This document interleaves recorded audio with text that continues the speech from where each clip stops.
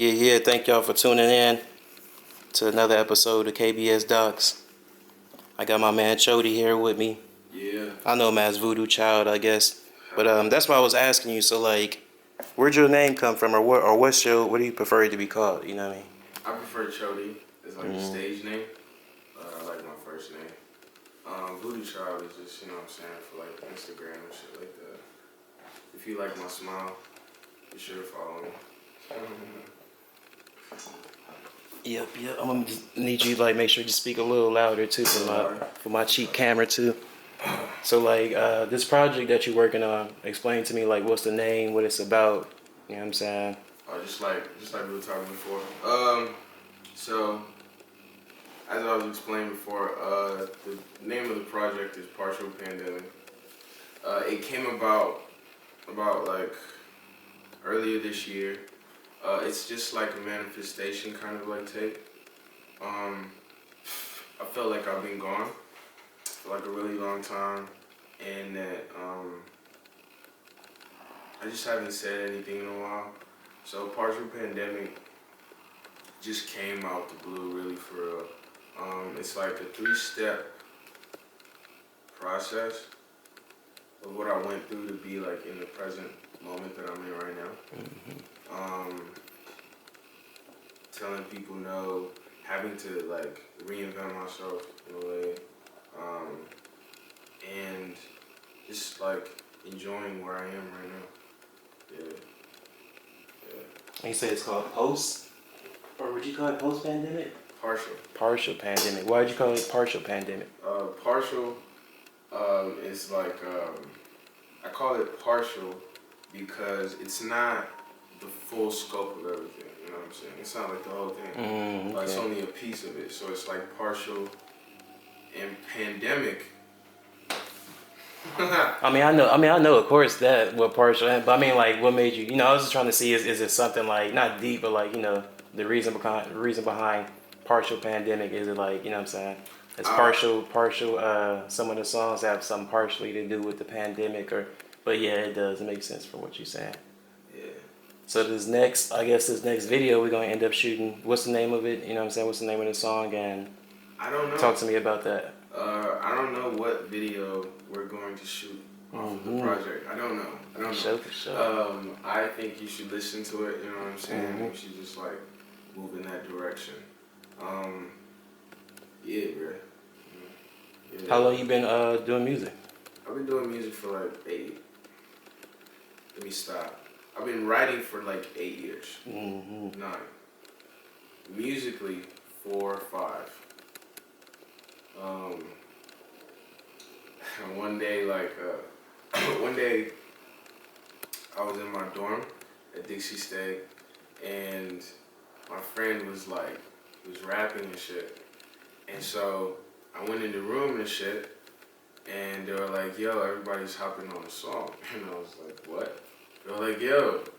And they were like, we need you to write a verse. And I was like, yo, I've never done that before. And they were like, nah, bro, we just need that. And I was like, alright, cool. So you wasn't even a rapper then, or what? No? Nah, man, like I was just writing to write. Like I would write to release. Like I would go to the park, write stories. You know what I'm saying? I'd write things in my mind. I used to write poetry. That's where it usually starts at, you know. Yeah. I wrote this piece of poetry for my ex like on Valentine's Day. And she didn't like it. She was just like, what is this? I was like, Why she didn't like it? She wasn't feeling it, or what? Yeah, bro. I guess she just didn't know how much it meant for me to write this shit for her. She was just like, oh, is this it? And I was like, oh shit, my fault. She said, is this it? What? Bro, I don't know. Was she wanted more or something? Yeah, I don't know what she was expecting. So yeah, I thought I was being like, you know. Yeah, I was young. How old you say it? I was 18. Okay. 18. I mean, she's still old enough to. Yeah. But you know. Well. That's her loss, you know what I'm saying? You on the bigger and better things now. Yeah. So what's your some of your where you from city-wise, state-wise? Born and raised in Las Vegas, Nevada, or what? No. I'm from Uganda. East Okay. Africa. Yes, that's dope. That's dope. I was born in Gulu, which is like the northern region. I moved here when I was 14. When I went to school there, it was like, it's so different from going to school here. But I think I went through like 2 years of boarding school, maybe 3, before I moved here. 14. High school, I didn't even go. I went to middle school first. Completely different. High school. Out here, you said middle school. Out here, yeah. I went to middle school first. It was crazy. It was wild. It was a dope experience, and then like high school too was dope. Well, why would you say what's different about it? It's the culture, bro. The whole thing. People's like weird, being rude type stuff, or like cause I know, bro. Like I even heard stories how like, cause we know now a lot of black people over here. We kind of not we, but as in like we portrayed a certain way to African people over here, so you don't really meet a lot of intellectual black people over here. You know what I mean? Or you don't see a lot of images portrayed like that. You get what I'm saying? Right.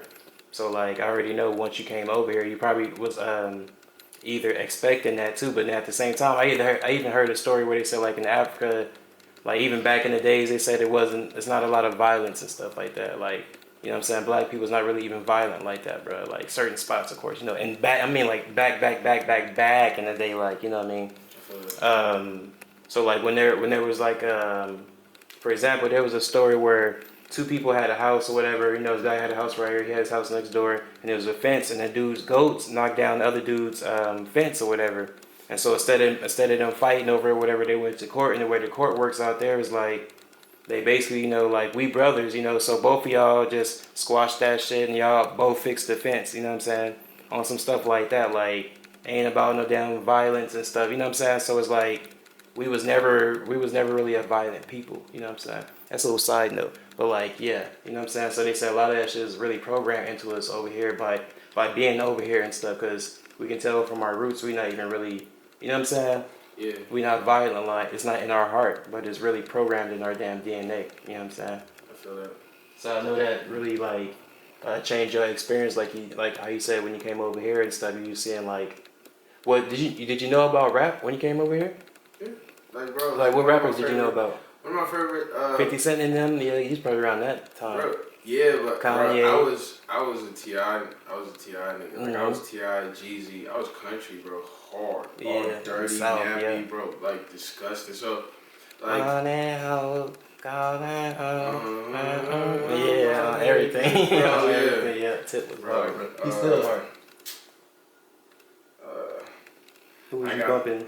He's like, I got my 9 in one hand, 45 in my other. You know what I'm saying? Like, yeah, that was my shit. G.I., Jeezy was losing my mind. That shit was crazy.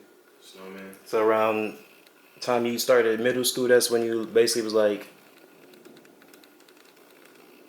really getting into rap, or would you say? No, bro, my whole life. No. Like I had heard it, but I had never like been able to like, we gonna rap for real, because like that shit's looked down upon like on some real shit. Like. I heard they doing drill rap out there now too. I seen the Vice documentary. But like, see, that shit wasn't around. Like you know what I'm saying? Like it was looked down, and like around that time when I'm growing up, it's like no, like rap or no, they cuss. You can't do that. You know what I'm saying? They got booty shaking in the video. You can't do that. You know what I'm saying? They got bottles. It's not cool to drink. Stop. You know what I'm saying? You gotta be this good kid. Like I was raised to like go to church, bro, and just be like straight and not do nothing. You know what I mean? Like no, like, but clearly I've done a whole bunch of shit I'm not supposed to do. So like, yeah, everybody gotta find themselves, Yeah, but so that's all it was, bro. And then you started. What made you start picking up the mic? I guess picking up the MIC. What made you want to start rapping, basically? The poetry started from that. Then it was just like you said, your homies. What how'd you get on that track? And then after that, what you felt it? You was like, damn, this shit raw. I like this. No, or what? Nah, none of that shit. What really made me rap was wanting to breathe again on some real shit. There was nothing else to do. and like if I didn't do this, then it wouldn't be worth it. I feel what you said. You kept rapping because, say it again? Because then it wouldn't be worth it. I needed to breathe. Like, You said you need to, that part, yeah. That's how I feel about, bro, everything I'm doing now, too. From the music to doing the video stuff, it's like, man, it's like, basically, you could say it saved your life. Is that fair to say? yeah. You know what I'm saying? Like, shit, a lot of music to this day, bro, like, kept me from taking my life and kept me from, it gave me something to do when there was nothing to do, too. You know what I'm saying? When I felt like there was no hope and stuff. So I know that's the same reason that, you know what I'm saying, make somebody who love music, love it so much that they want to make it. So, like, I know you really got, you know what I'm saying, Yeah, a deep love for this stuff. Because a lot of people quit, too. Some people think they want to do music, bro, but it usually starts from the people that's, if you wasn't doing poetry or just writing, period, and you start rapping one day, you're not going to last that long, basically. Because you know what I'm saying? It was never in your heart from the start type shit. So that's what I noticed from a lot of artists who don't succeed with it because they don't do it for the love. They just doing it for the clout, I guess you can say. like the validation. Basically. Yeah, to be some shit. Yeah, like bro, I have moments where like I've explained to my homies and shit like I've cried, like bro, like I've sat here and I've cried, like there's songs that I've written, bro, like you can tell like they're tear marks. You know what I'm saying? Like and it's just like shit. Shit, I hope so, man. Cause shit, ain't nobody putting no feeling in the music these days, bro. Like, you know. It ain't, you know, everything's so fucking fast. It's like microwave. It's like zoom, zoom, zoom, zoom, zoom, zoom, zoom, zoom. Like, it's like instant gratification. You know what I mean? So, like, that's the problem with everybody freestyling. Some of these niggas didn't, in order for you to be freestyling a song, bro, like, you gotta know how to rap somewhere in your life. You know what I'm saying? You gotta become a writer first before you just started freestyling or just period, though. You gotta be, even if you're not a writer, you gotta be somebody who can spit a verse without stopping, you know what I'm saying? Before you just want to get on the song. And even people punching in and stuff like that. I know people punch in every single line, but that's them. You feel what I'm saying? But that's not saying that you can really hold your own as a rapper, like with the people who really rap. You know what I'm saying? With artists and shit. I would hate to be around Mos Def or one of my favorite rappers, and they want me to make a song, and I gotta punch in like every single line. Or not even just punching in. If they like, bro, we right here, like, bro, let's kick some shit, let's rap or let's whatever, get in the zone. And I'm like, y'all got some drugs? Let's drink some more, man. Look at I ain't gotta punch in. Get some weed. But so yeah, that's how I can tell that, you know what I'm saying, it's in your heart, because like you basically, like you were saying, like certain songs made you cry and stuff, and them the songs that's really gonna help people, bro, like from taking their life, you know what I'm saying, from wiping, it's gonna help them wipe their tears and help them get through them days where they feel like, you know what I'm saying, like nobody cared, because we living in a different time, bro. It's not about being super famous on BET, MTV and shit like that. Some of the most famous people is just like me and you now, you know what I'm saying? It's people that's just like me and you, bro, getting $100,000 a show and stuff, but they still stay in a small ass, you know what I'm saying? Because it's just different, bro. You don't have to be super out there and stuff like that. So it's really about what you make it, and the people who last the longest is the ones I've been seeing that's doing it for the love, and that's putting their heart and soul, like the stuff you talking about, putting your heart and soul and putting your tears into it and stuff.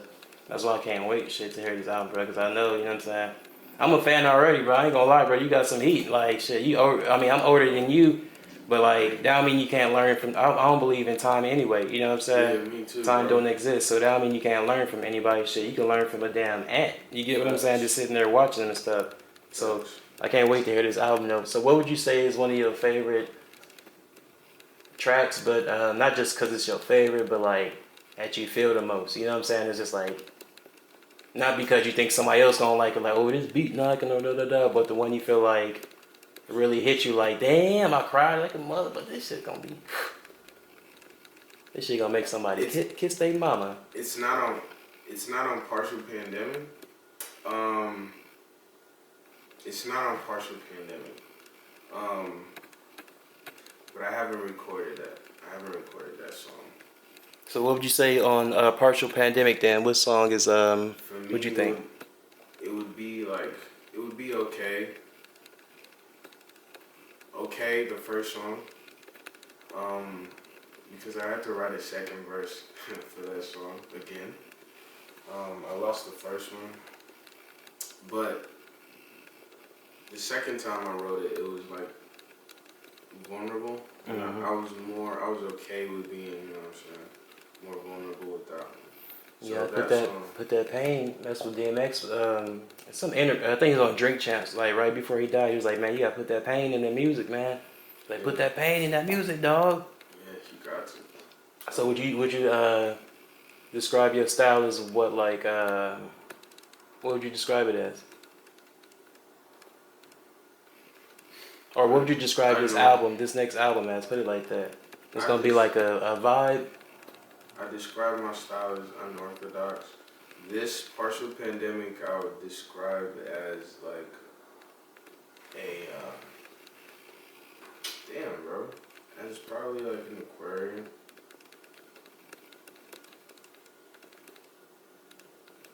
Dope.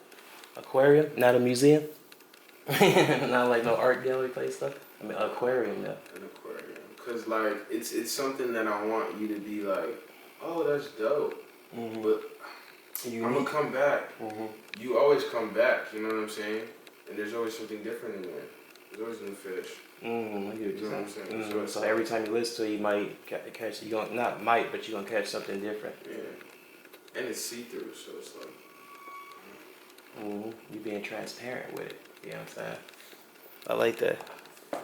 But shit, man. I just want to give people a quick introduction to who you are, man. And we finna be working on a lot of projects. Hopefully, man. We definitely got something coming up for everybody. I just want to thank y'all for tuning in. Because this camera look like it's getting hot on me. Appreciate Box for coming.